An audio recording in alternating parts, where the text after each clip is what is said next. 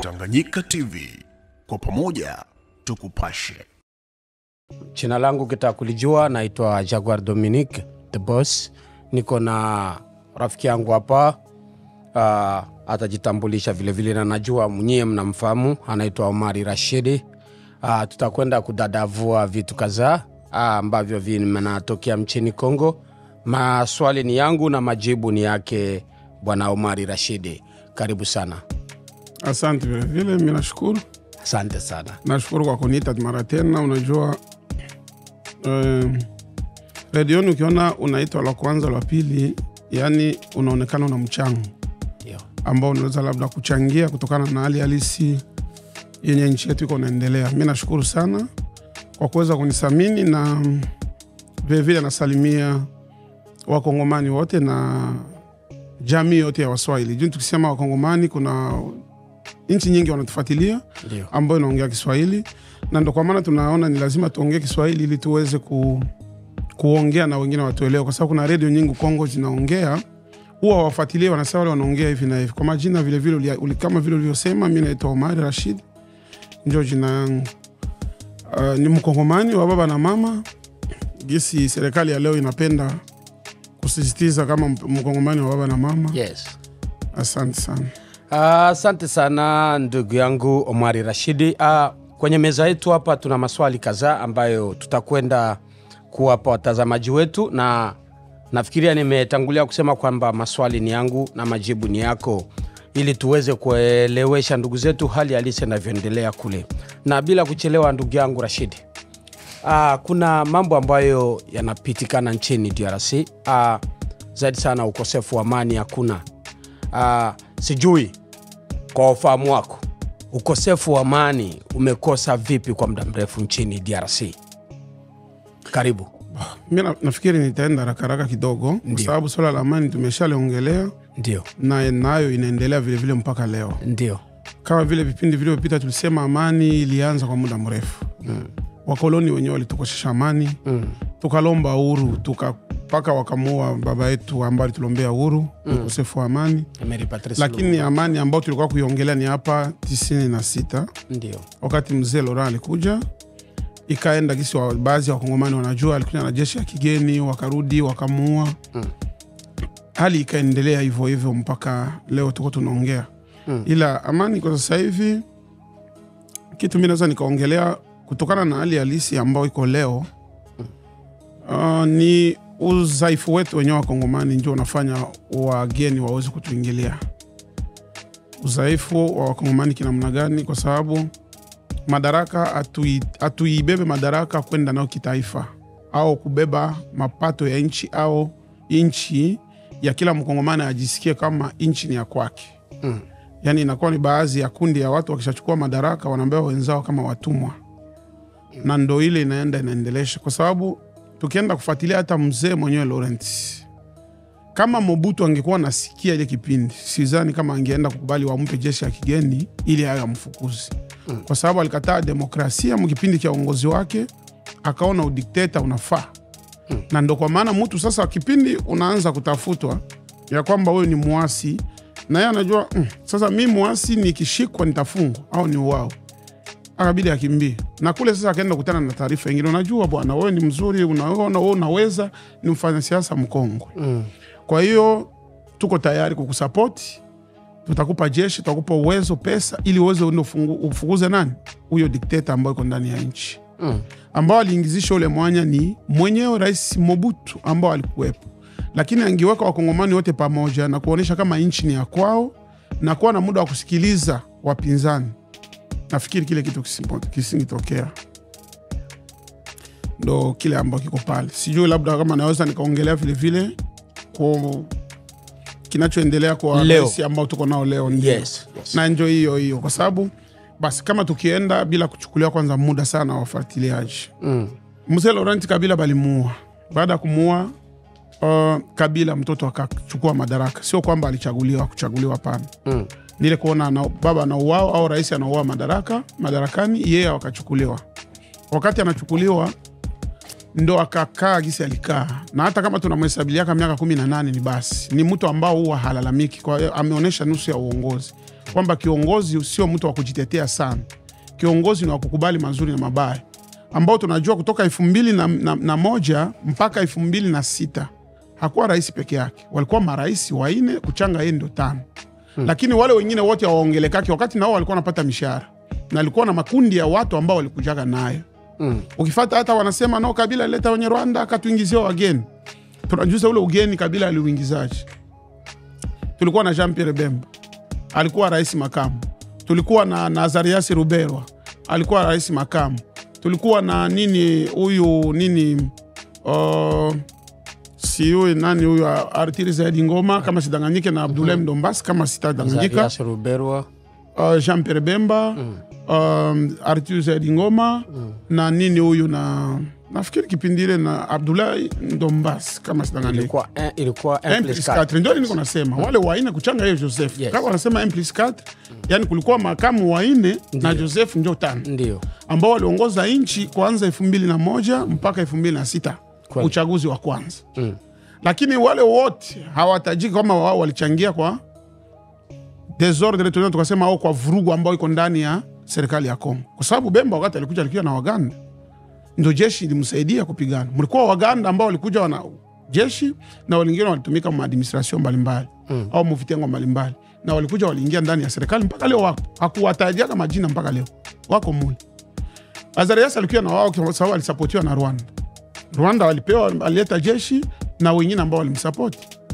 Na wengine. Sasa tukienda kuangalia mpaka na nusu ya Warundi vile vile. Na Burundi ilitaka wajeshi kwa kipindi mzee Laurent anakuwa.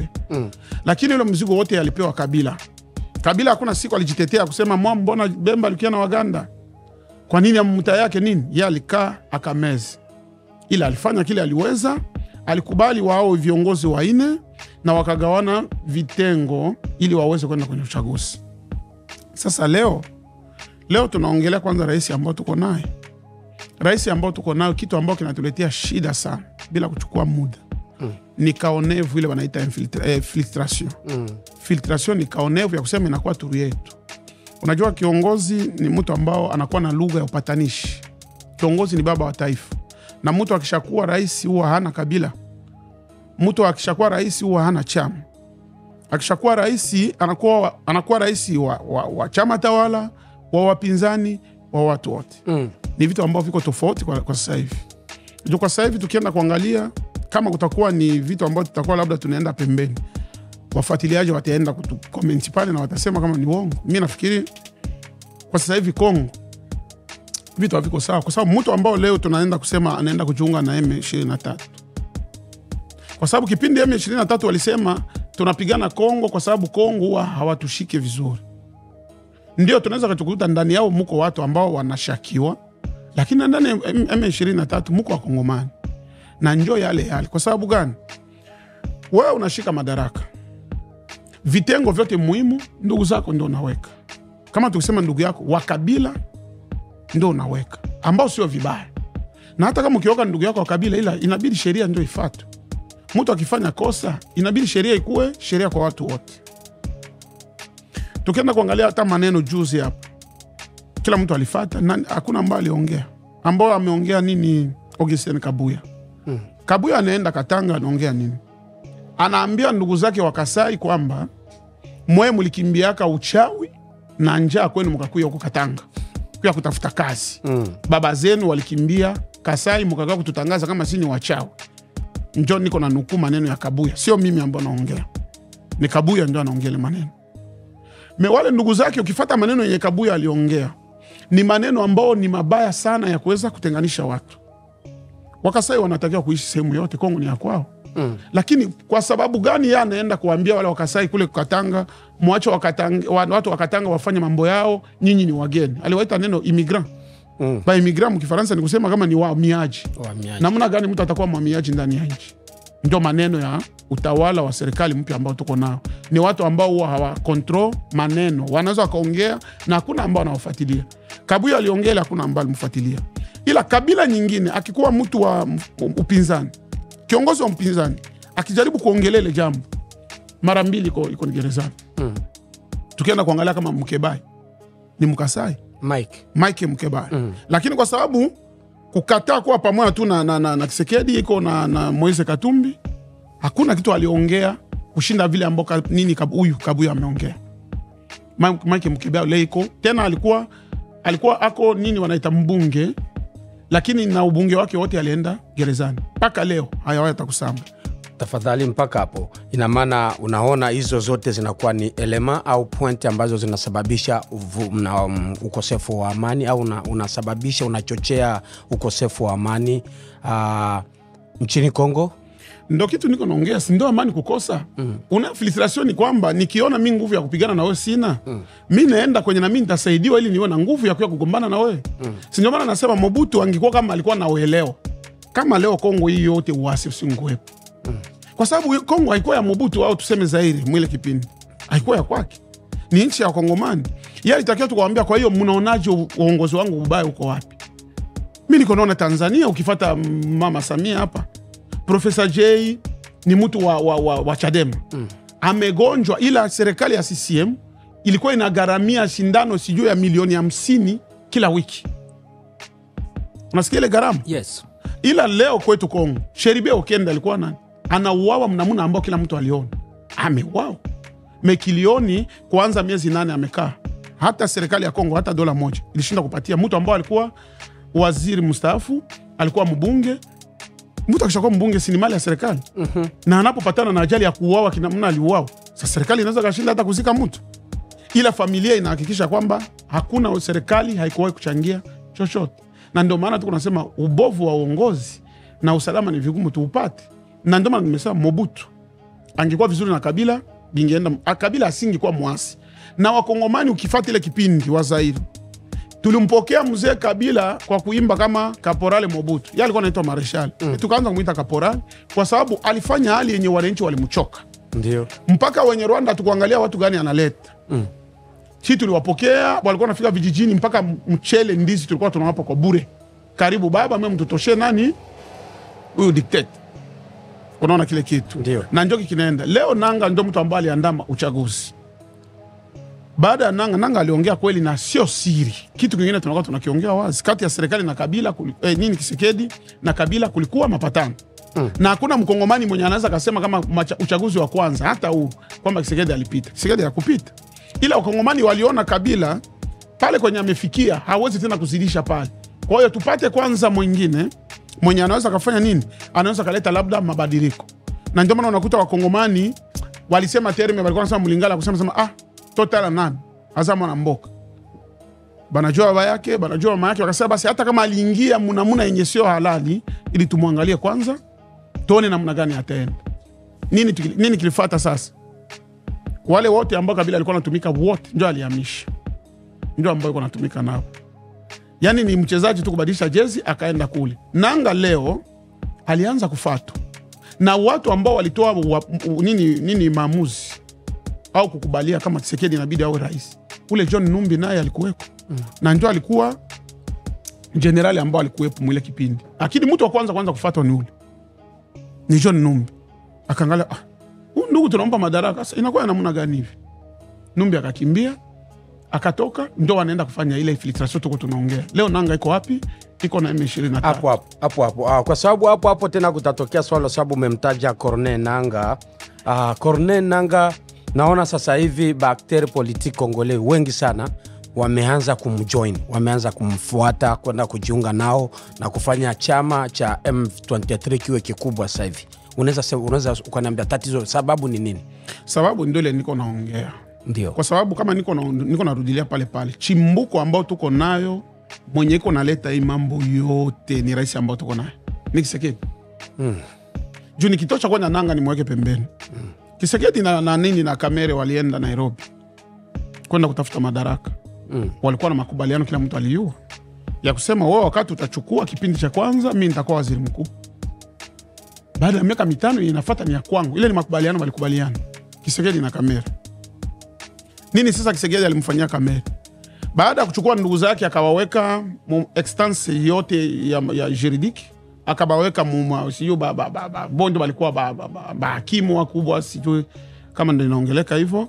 sehemu zote kubwa kubwa. Kamere mpaka sasa hivi hakuna fasi walionyesha. Tulifata procès au tulifata wazi ilikuwa inapita kwenye television wakati Kamere ako anasamba.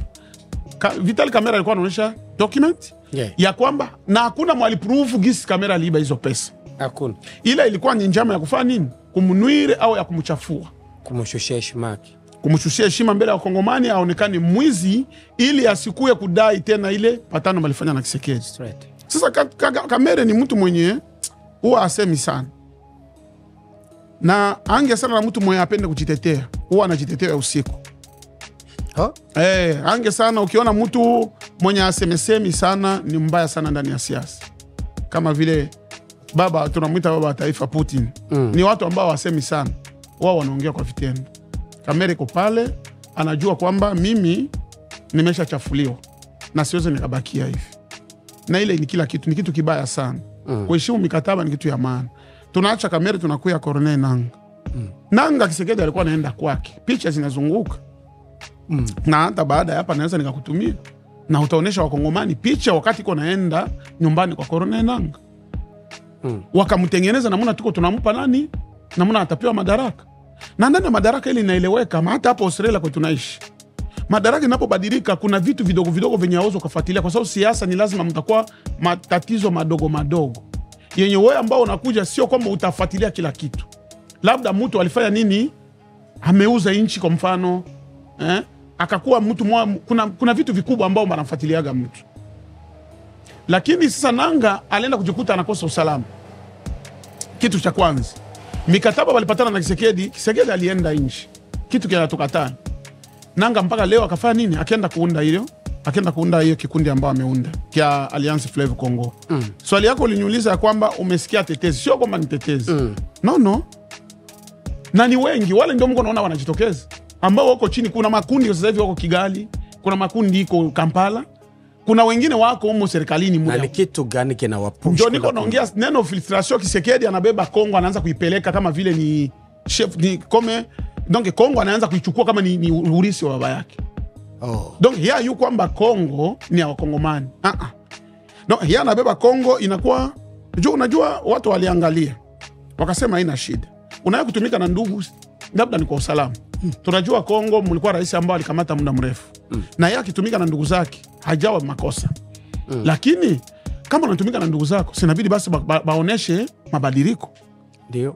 Juu tukienda kuangalia kwanza ulinzi, tukienda meme kwa sasa hivi tuko tunaona majenero zote tusema majenerali balikutiwa ndani ya kijeshi. Leo ukiangalia benye na promote paka bandugu yake. Sasa kwa macho ya kawaida wakati nchi kwenye kuvamiwa na mulikutiwa watu ambao wako mule, unapoenda mwinje au wengine watasema basi peleka basi ndugu zako wende upigane nao vita. Kwa sababu madaraka haitawezekana unaweka kwenye benki ya taifa Kasai, wewe Kasai, bajije tu Kasai, huku na huku Kasai. Sasa wewe unapenda wote Kasai. Sasa kwa kwenda kupigana nyo nataka banani sema wapigane. Madaraka si ya Kasai. Kwa sababu kuna baadhi ambao biko nasema pouvoir na biso balu. Bino baswahili boka ngamino. Bino bangala boka ngamino. Bino boka ngamino. Chintu chetu. Bukalenga bwetu. Hiyo ni hatari. Sasa kama watu wanaongea Bukalenga bwetu na wewe rais unashinda kutoa neno ya kwamba mimi sio rais wa Bukalenga, mimi ni rais wa Wakongomani bote. Bakongomani wanasema juu anasema kuna neno kuna adaji nasema au kuna neno la Kifaransa nasema kine dipamo comme ça. Donc kama uongee kwenye watu biko wanaongea jambo, maana yake na wewe unakubaliana kile wale ndugu yako biko wanaongea. Bakongomani sasa banaanza kuangalia. Naweza nikaleta mfano.